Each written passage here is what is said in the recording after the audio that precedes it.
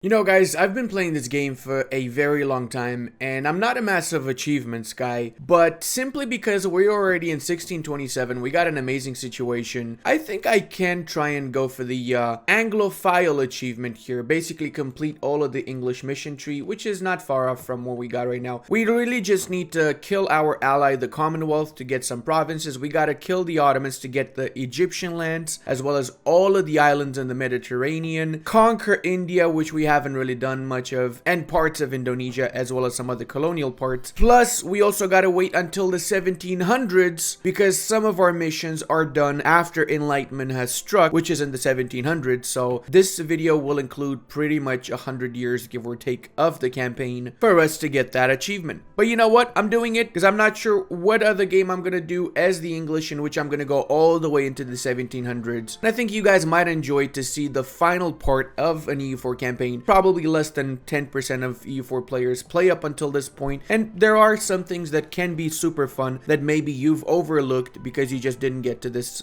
end date. Now we have a little bit of overextension because previously we conquered a huge swathe of the German lands, and we have our little Franconian vassal here as well, and we also have the northern bits which we took in order to get more of the Lubeck trade node, so we transfer more of this trade in our main node of the English Channel. We also got to take Bremen for one of our missions, if I'm not mistaken. I have my permanent claim on Bremen. I just need to declare the war, I guess. But I gotta wait for the truce to finish first. Let's see when that is so I can time it properly. 1630. Gotta remember that in 3 years, gotta attack Bremen, or better yet, Verdun. Time to get an extra 2,000 ducats from our church power. I absolutely love the Anglican religion after playing this campaign. Like, it's really underrated because it gives you crownlands, it gives you a lot of money, mercantilism, stability, so many amazing modifiers that are super situational, but as the English, it's situations that you will encounter in your campaign. We also have a little bit of a coalition here. Basically, most of Eastern and Central Europe is not happy with our little adventures in the German lands, but that's okay. They should be more worried about the Ottomans pretty much controlling all of the Balkans now, and a huge amount of Austria. All of the main Austrian state is Ottoman land now, boys. We likely will help them liberate that later on once we attack the Ottomans. Once the Spanish leave that coalition, I'm gonna attack them so I can get the islands for my next mission. Need all of the Mediterranean islands, essentially. Well, with the colonization of Greenland, we got secured the north, which adds a little bit of development here, and they receive a proper British name. What does that even mean, though? A proper British name. Come on. Oh, I see what's happening. It's a New Burnley. That's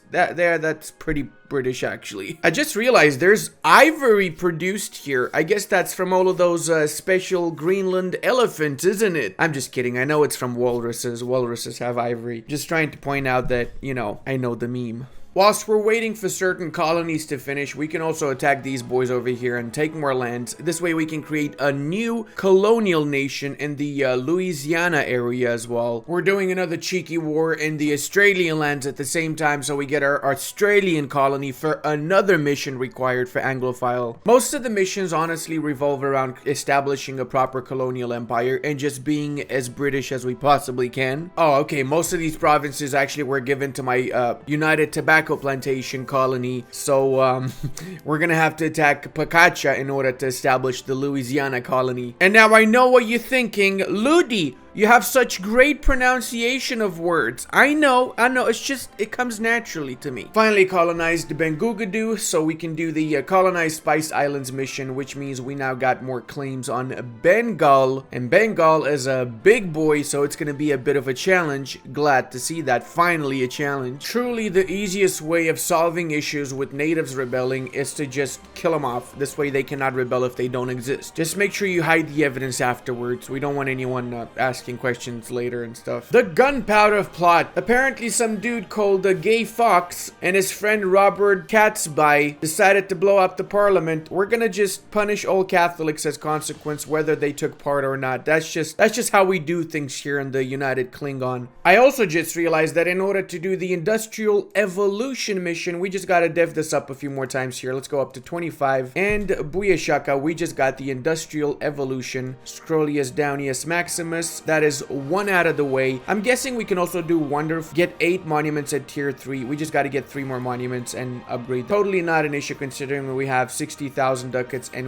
I don't even know what to do with that much money. I've built everything as it is. We managed to get 1 more monument, the city of Kami over here from Zimbabwe, well, from Kilwa. So that means we just need, I think, 1 or 2 more monuments afterwards. I didn't think about it initially, but I got so much money, I can just push these monuments so I get this upgraded instantly, essentially. There you go. Wasn't even that expensive. What was that, like 10,000 extra or something? Hold on a second. Spain attacked my subject Portugal. Again? You guys need to stop this, Spain. I'm gonna crush you again. You know that, right? All right, let's see who's in this. Is it just Spain and the colonies, or did they bring any friends? No, it's just Spain and the colonies. That's gonna make it super easy then. Let's bring our massive armadas into the south, and by armadas, I'm talking about my armies here. Making a cheeky reference to the Spanish armadas. You know, mixing in with Armata. Just whatever. Just pay attention to the video. Come on. The problem is I don't have any units in the New World right now because I send most of my troops to Asia to conquer Bengal and all that snap. So let's see what I'm going to do with the New World. Might have to recruit some new fresh units there. 153. Well, I think I know a good window to place this child next to. Oh no. Their allies did join. Are you shitting me? Oh man, now I have to fight the Italians too. Alright, in that case, let's focus on the Italians. Peace them out of this war quickly then. And we just finished integrating Portugal, so that means we got all of their colonies as our colonies, massively increasing our country size as consequence. This is turning into one of the most bloodiest wars I've seen so far. We actually went up to 300,000 losses on our side, 200 on their side. They're playing pretty well, and I'm getting a lot of attrition from all of the colonial battles, especially the battles in inhospitable lands like Australia here. And for some reason, they colonized most of Australia when I wasn't even looking. How did this even happen? No idea. But you know what? I'm gonna make it my goal in this war to take Australia from them. I'm also gonna culturally convert all of the newly conquered Portuguese lands. Look at this. It only cost me 3 mana points to convert this because we got the same religion overseas, assimilation policy, and innovativeness. So obviously this works with overseas colonies, not so much with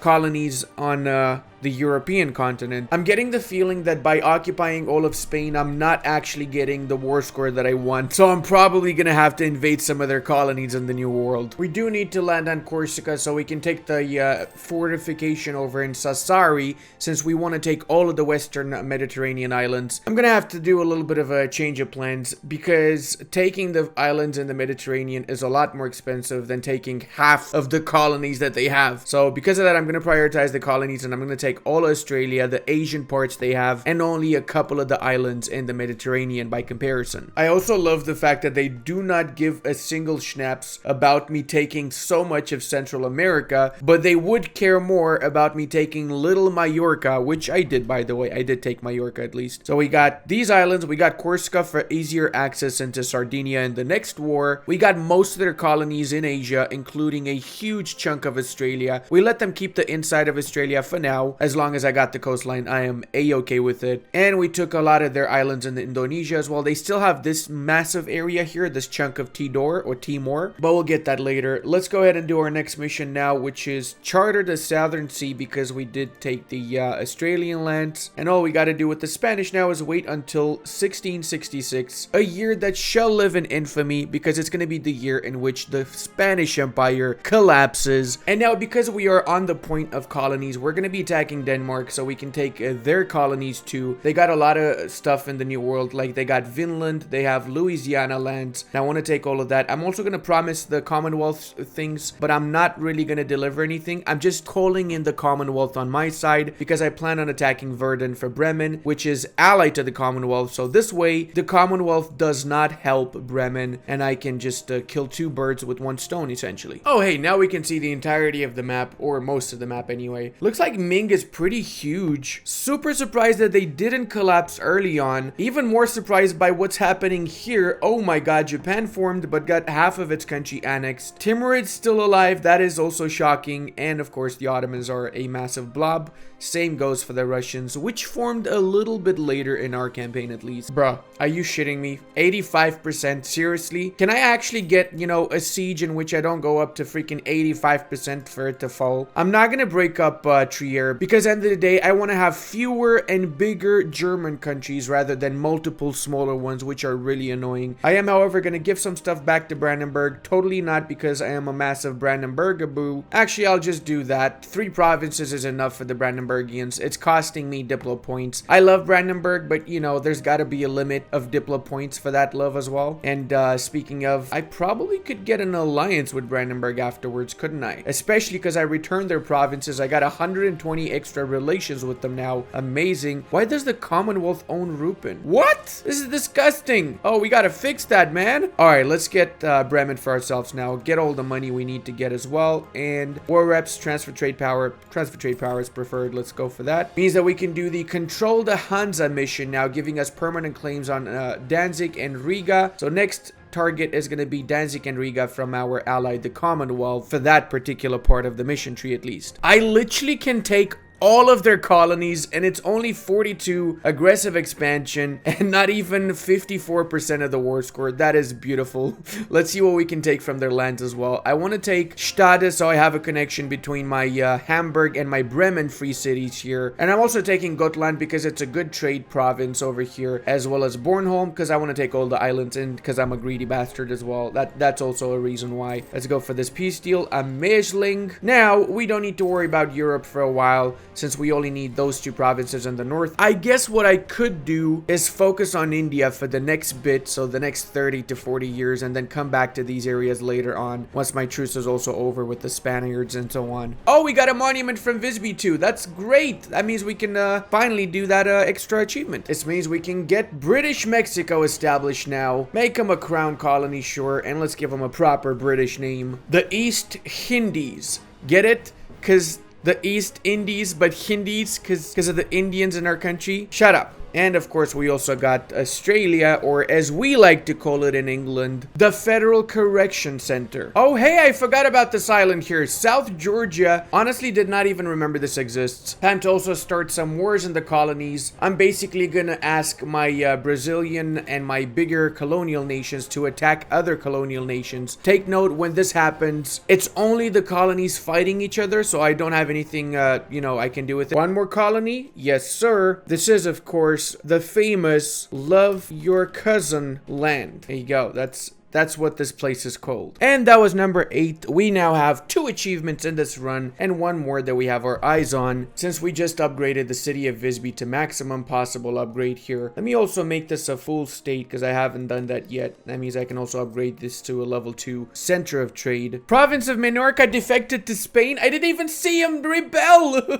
Oh no, I have failed the Minorcans. It happens to the best of us, guys. It happens to the best of us. Didn't even realize I had rebels over here, honestly. We're also using the old secret technique that the British had of chartering companies in India to get a foothold from which we attack them afterwards. I know, it's just massive brain, isn't it? Bruh, we can even charter from Bengal. Oh my god, this is insane. My biggest issue was, how am I gonna be able to get a foothold in Bengal when the time comes? But there you go, we got our foothold for almost no money. It's like nothing to us, 16k. I also just got town halls, so I'm upgrading all of my courthouses to town halls. The benefit of this is not only does it lower the province governing costs, but it also lowers the state maintenance and lowers the autonomy passively. So it's just insane to have this in every province. One of my favorite buildings overall. Dude, no freaking way I can actually take Bangkok from them for just 10k. Oh my god, come on. Really? You're giving me the Grand Palace of Bangkok for free, basically. This is one of the best monuments, by the way, because you get 15% governing capacity modifier, absolutism, aggressive expansion impact reduction, and vassal force limit contribution. So it's just overall an amazing monument to get, and the sooner you get it, the better, really. Cannot believe I got this without even having to go to war. That's just insane. We've also been working our way towards diplo-vassalizing Savoy. With this, we now have a ton of cores in the northern bits of Italy that we can take from Milan in the future. And it's time for round, I don't even know how manyth. There's been a lot of rounds against the Spaniards. I really hate the Venetians. because right now the Venetians are stronger than the Castilians are. They got more troops despite only having a few provinces in northern Italy, and they almost have a fort in every single province. They're so freaking annoying. What do the people living in these lands feel like, considering that every 15 years the English are occupying them and taking all of their schnapps? I mean, is it a good feeling? I highly doubt that. They should just become a part of me, and this is all gonna be over sooner, you know? Sooner rather than later. Time to sit on them for a little bit longer now, so we get that war score up. And whilst we're sitting on them, we're gonna try and get more war score from the colonies, continue to get the capital of their colonial nations. Yep, this is a huge one right here. We're basically connecting all of our lands in South America with a continuous straight line between the Mexican holdings and the Brazilian holdings, massively improving our colonial nation's situation with it. And we also got our mission enacted, increase our reach, getting claims on other islands in the Mediterranean as well as the Delta, which will be one of our primary targets up next. Hey, look at that, Somalia just formed. I think it was formed by a doll, right? Holy shit, the Panama Canal cost me 30,000 to build. That's insane, dude. And there's no option to actually speed this up, is there? No, I can only start it, no option of increasing the speed. That sucks. So it's gonna finish in 9 years from now, and that's gonna allow us to go between the Atlantic Ocean over into the Pacific Ocean a lot faster now. We don't have to go around the entirety of South America. This war here might seem like a little bit of a problem for us because we're fighting Bengal, Ming, pretty much half of Asia right here, but not to fear. We'll be fine. We got way better troops than they have, and we're gonna absolutely crush them. If we need to, we can bring in more troops as well. Not the end of the world. Reality is that in the late game, Western troops are considerably better than Asian troops or any other troops for that matter. Look at this here. We literally stack wiped the entirety of their rear army. Even though they had close to the amount of units that we had, our troops are just simply way better than theirs. Let me illustrate that again with this battle here. It's not going to be a stack wipe because we didn't get amazing dice rolls, but still, we completely rushed them. Holy schnitzel, dude. Like, every single engagement is turning into a stack wipe again. Let's see, can we do the same to these boys? Let me wait for them to actually get into this province. This way, it's a defensive battle for me because this is my fortification. And let's see what happens now with a little bit of luck. And if they don't get reinforced, we will stack wipe. But if they get reinforced, we might just win the battle, and that's pretty much it. Yeah, they did get reinforced. So there you go. We did win the battle. Oh, ho, ho, ho, ho. Spain, it's time for yet another friendship discussion. That's what we're calling this now. We're calling it a friendship discussion. That's what this totally is, all right? Now, before we do start this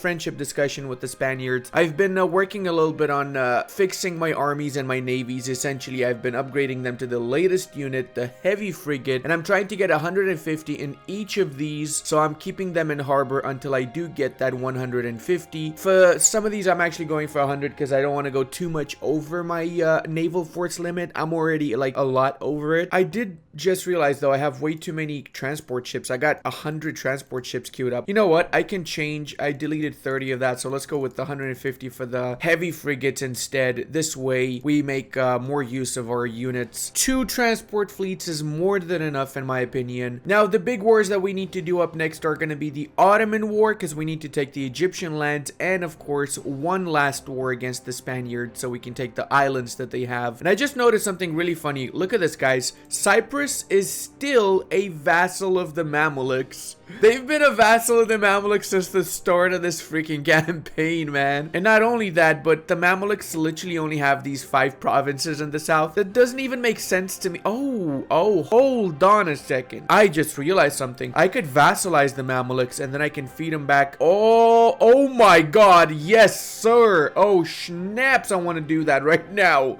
Hells to the yeah. But in order to get to them, I need to either attack Somalia or the Ottomans first. I guess I'm going to attack the Ottomans and their Tunisian allies because Tunis somehow managed to get all of this. The Ottomans also got a foothold in Italy, so I'll do this war and then take enough land so I can actually access the Mamluks and vassalize them from that war. I've also pretty much secured my Indian holdings, and I've got 4 armies sitting there ready for the next war when the truce is over. We're basically trying to multitask now. In the New World also, we've been centralizing a lot more. We killed off most of the natives. Well, we kind of split them with the Spaniards, Spaniards, because New Spain also took a massive chunk of the natives. So there's that, I guess. Pretty historical, I'd say, you know, like the borders here between New Spain or the Spanish colonial holdings and the English colonial holdings around the 1680s, I guess, right? There would have been some French ones too in 1680 still, but yeah, this is the alternate, the better historical timeline, let's call it. I've also been really using the start war and colony interaction, where I get my own colonies to attack other colonies and other natives or whatever they have claims on, right? So now I'm asking my United Tobacco Plantation, oh my god, I love the uniform actually, that's so cool. So anyway, I'm asking them to attack Florida, so this way I can have two wars with the same side. So my colonies are fighting against their colonies and I'm fighting against Spain in a separate war, so we can basically eat most of the New World and I get my islands in the Old World, and basically everybody wins without having to waste too much time. Also guys, if you ever have too many Diplo points, you can do something that's called Diplo banking, where you start culturally converting a province, like say we convert Valois to English, and then this way your points will get refunded if you cancel it before it reaches 100%. So you can essentially save up infinite amounts of Diplo points by just culturally converting, canceling that, and then redoing it later. So it basically keeps it in a culture conversion bank, let's call it. This is extremely useful, especially if you're doing like a one faith, one culture, where you don't want to pay too much to culturally convert provinces. You start it and then you cancel and you do it again when it's a lot cheaper because of the different modifiers later down the line in your particular campaigns. Look at my boys crushing over Florida. Hopefully they're gonna go for the full annexation, obviously. That would be the best choice here. I don't need to, but I am gonna call in the Commonwealth in this war. So I basically repeat the same thing that I did last time, which is I'm gonna attack some allies of the Commonwealth whilst the Commonwealth is in my war, so I don't need to stress about having to fight the Commonwealth. It is the ultimate cheese in the EU4 book, we all know it, but hey, it works, so whatever, right? Let's also do a quick war with Milan and Venice, since we actually want to do that Reconquest of Cores war against Milan, which I've been putting off for a little bit since I've had a lot of wars in Asia and quite a lot of small wars in the New World against the little natives. Not hard wars, but just a lot of them. Annoying, I guess, would be the word I'm looking for. Something that's less annoying though is managing your country's buildings, which I really enjoy, obviously. And for that matter, let's finish off building the rest of the courthouses here, the town halls, because we had a few that we didn't build before. I also highly recommend you guys check out my playing toll guide. It really explains in depth how you should be building your buildings, how to properly take advantage of mana, how to use mana, how to distribute it, how to make it cheaper to develop provinces. It talks about everything, and one of the bits that it talks about is the building part, because it is a part of playing toll, of course. And even though I've sprinkled a little bit of information in this video and other videos, that particular guide tells you exactly what you need to look for. I'll try and link it in the description below. Now, I do have a little bit of a shortage of manpower, only 700,000. It's really not that much, but that's also because I have not really been min-maxing this campaign. I've just been chilling and playing and just having fun, really. That's also why I haven't claimed the economic hegemony. You know what? Screw it, man. I am going to claim it now. Why not? I want to get the goods produced modifier, development cost modifier reduction as well, and the governing capacity. Why the schnapps not? Look at that. Oderint dum metuan. Actually, I could use the Commonwealth against the Ottomans in the next war. That would really be the play there. Wait, Russia's allied to the Ottomans? What?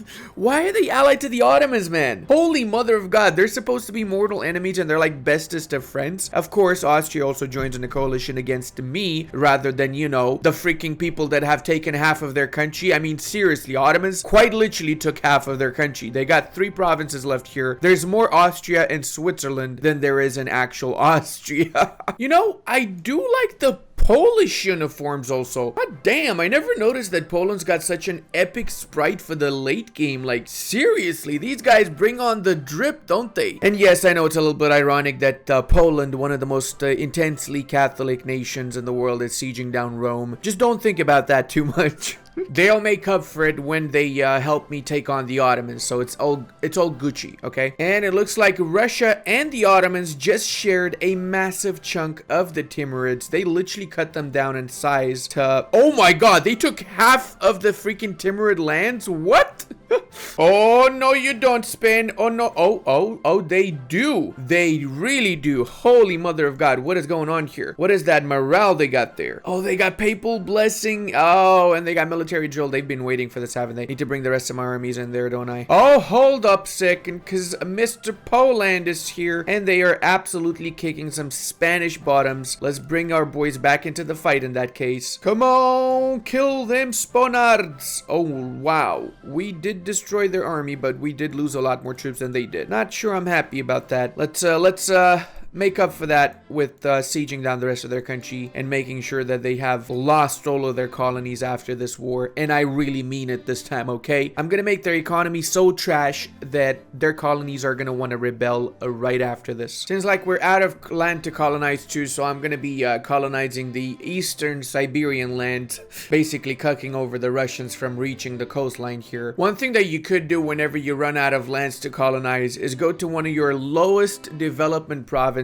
and like one of the worst terrains to develop it also, and just send your colonists there to promote growth. This means that you will passively be gaining development in that province at a certain percentage based on the development that the province already has. So the lower the development, the higher the chance that you're actually going to get an extra development point per year. Der snowballen is Rielenstein, my boys. Yeah, I don't know what to do with the money, man. Seriously, I really don't know what the actual schnapps to do with this. I guess just build more stuff. Oh, I haven't built the trade company stuff. I can do that, I guess. Cathedrals, bruh. This is so not worth it. This is the worst building in the game, in my opinion. Churches and cathedrals, they still need to get massively buffed. Maybe instead of percentage, they can give a flat amount of tax instead. I guess like 2 tax. That would be really good for the cathedral. Oh yeah, you know what? We can also build some conscription centers since we do have a lot of troops and we still want to recruit more armies, right? Oh, wait, what? Empress Consort? Oh, that gave me the achievement! I got a new achievement, boys! I got the Spice Girls because I'm the leading producer of cloves, spices, salt, and sugar, and my leader is a female because I got the Regency Council. My heir is a male, but my female, Elizabeth Hyde, is a female.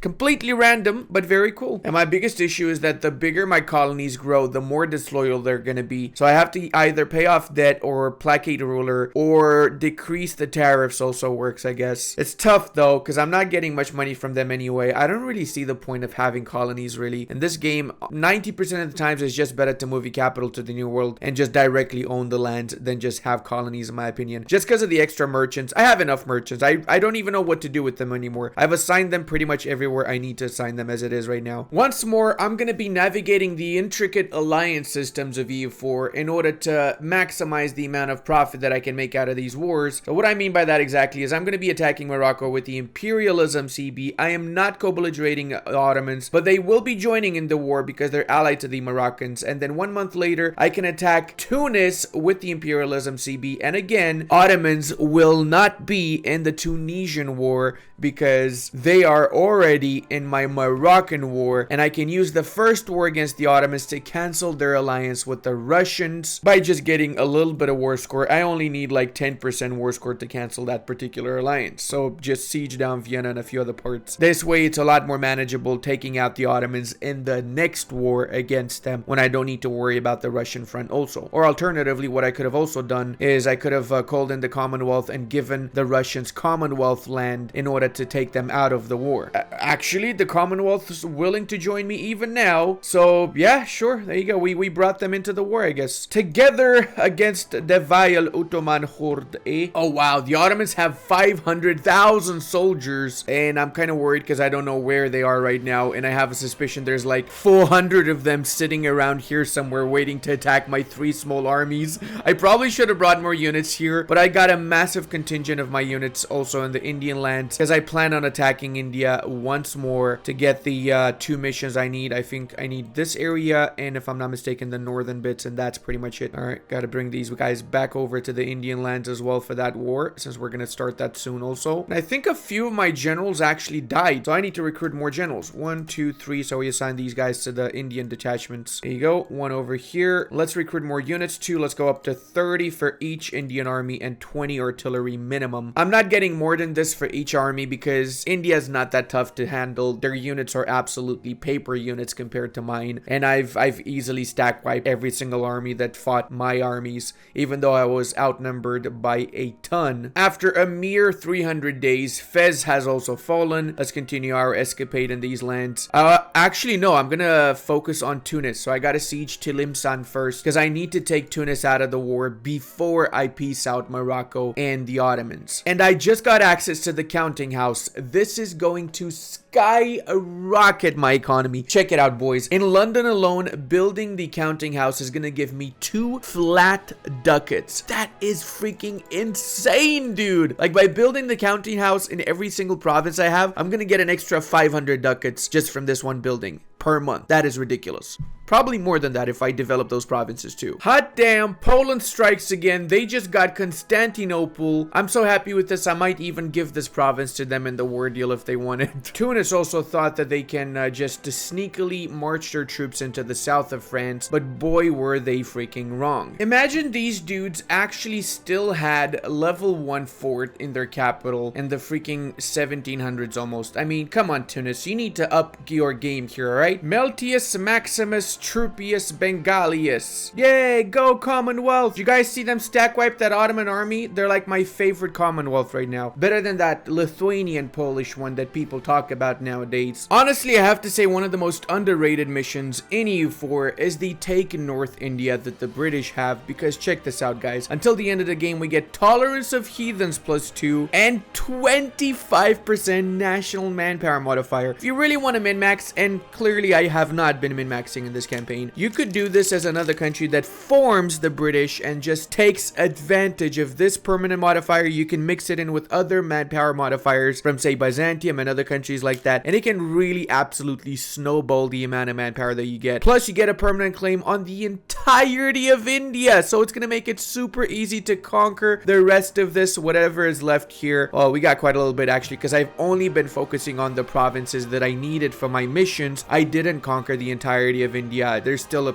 pretty huge swathe of India to conquer up next. Oh, hold on a second. I got another achievement, Global Hegemony. Oh, I didn't know you get an achievement from becoming a hegemony. That's pretty cool. So we got 100% economic hegemony, which means we got war exhaustion reduction, manpower for mercenaries, goods produced, dev cost reduction, governing capacity. I really feel like the economic hegemon is the best out of the 3 of them. Of course, for multiplayer, that's different. For multiplayer, it's probably the naval one because of the artillery damage from back row, which is huge, by the way. Way better than the other ones when it comes to combat. Alright, boys, the big moment is here. We finally managed to build our furnaces in the coal-producing provinces. We'll look at the map here. That would be Derby, Chester, Northumberland, and Ayrshire. In the UK itself, furnaces, by the way, give a flat goods produced modifier for the whole country plus 5%. So right now, considering we have a ton of furnaces, we're getting, if we look over here, 45% extra goods produced in every single province in our country. So we're getting 9.36 goods produced, for example, in the province of Bedfordshire, even though we only have 13 production development because of all those extra furnaces and other modifiers, which is absolutely mind-blowing. We almost reached 1 million ducats, and that also means that we also finished our last mission, the Industrial Revolution, meaning we got the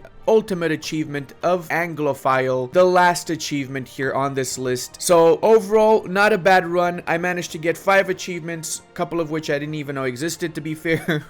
And I did have a lot of fun. I did probably cut a lot of stuff out in the final edit because this was a 9-hour session. So obviously I'm going to try and make this like a 20-25 minutes maximum run. Keep it nice and clean, fun and entertaining. But hey, if you guys want to see a little bit more of the run, because I do have a lot of back footage, I was thinking of making a compilation 1444 to the final date here with this particular run. If, say, we get 6,000 likes in the first couple of days, that gives me the idea that you guys want to see that, and then I can just release that out like a 1.5-hour video or something like that. And if you guys enjoy the content, consider subscribing, also would really help me out so much. And until the next time, check out this awesome Russia run. And I want to give a massive thank you to all of my patrons, channel members, and Twitch subscribers. I would not be able to do this without all your support.